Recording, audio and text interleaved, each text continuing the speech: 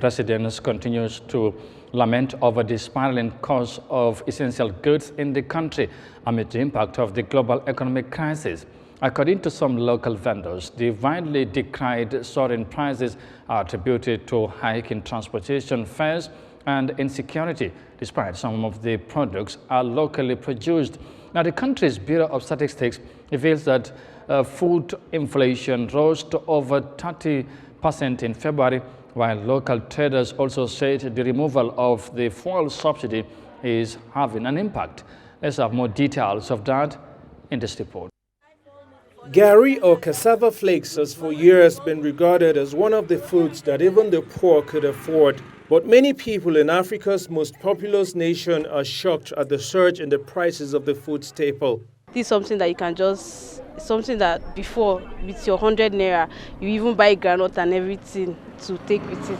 But now, if you don't have up to 1,000, 1,200, you cannot take gari. And it's very, very sad, very, very heartbreaking. Honestly, it's shocking me. How will gari of all food be that expensive? We believe gari is, we are getting gari from cassava. And cassava is from Nigeria.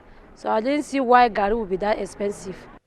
Precious Chisom sells gari and other food items at this market in Jos. She says a hike in transportation fares and insecurity are some of the factors behind the hike. So getting it from Benue down to Plateau States, so that also affected the prices. The farmers do complain about unknown gunmen and the bandits attacking them when they go to farm to harvest their product.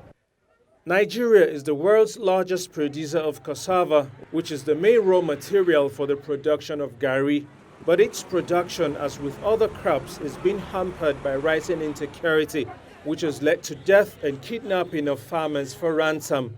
A 50-kilogram bag of gari, which sold for about $18 in December last year, now sells for about $38, which is over a 100% increase in price. But rising prices isn't just impacting gari.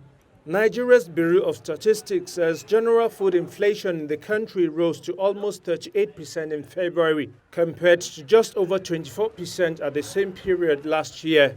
Traders argue that the government's removal of subsidies on petrol last year came without alternatives, leading to a hike in prices. They want the subsidies reversed or alternatives advanced to reduce petrol and transportation costs.